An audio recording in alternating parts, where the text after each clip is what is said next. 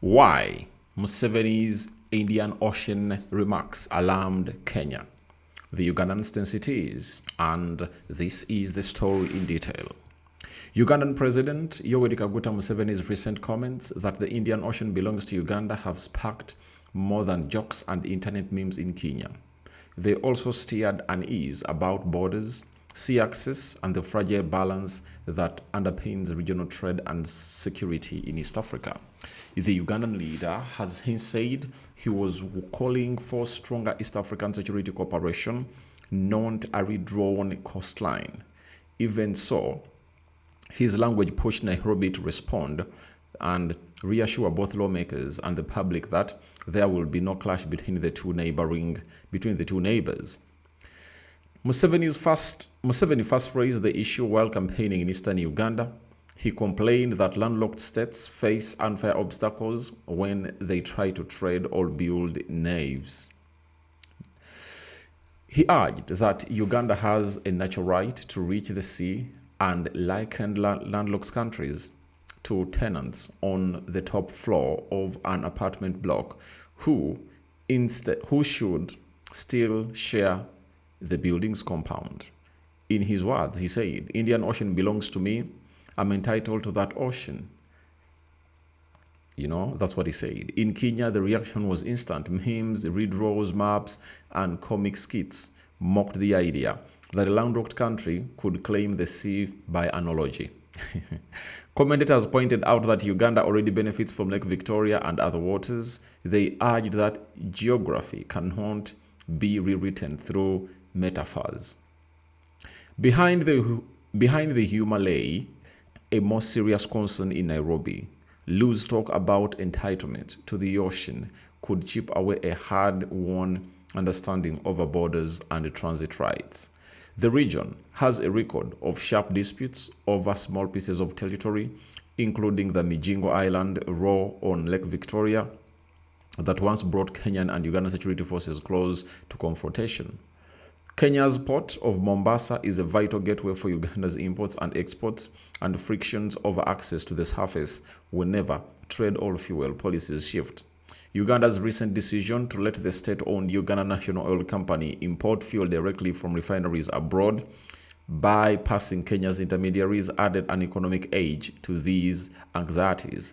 Against that backdrop, talk of being entitled to the Indian sounded to some Kenyan politicians less like a theoretical complaint and more like pressure on a critical nation asset.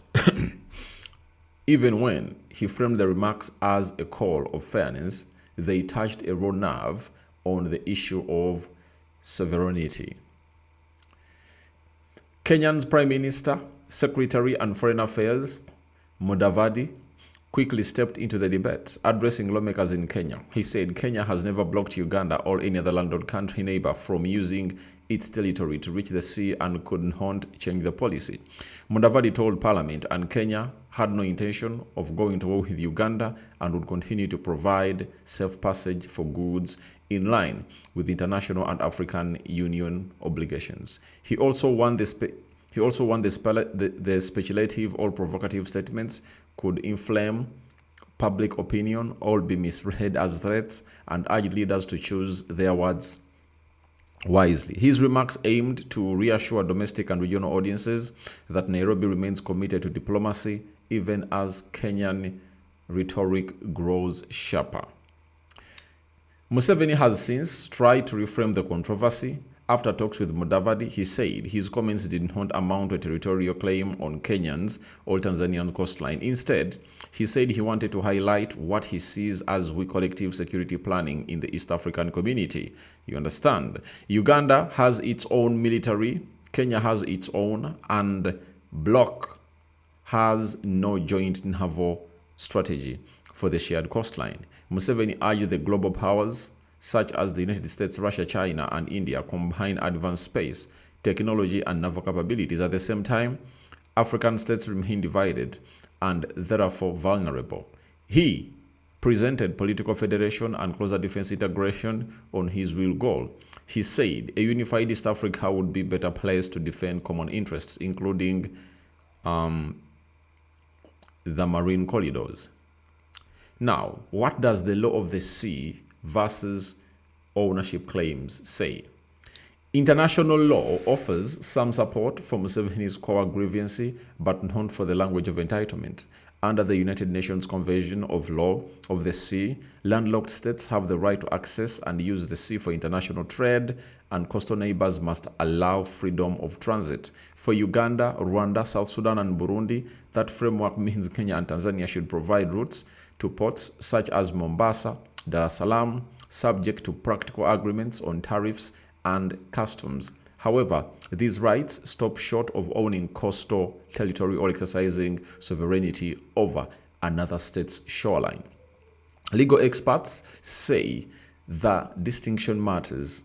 Landlocked countries can insist on fair and predictable transit regimes, urge for lower costs and faster customs procedures, and seek joint investments in rail or pipeline projects.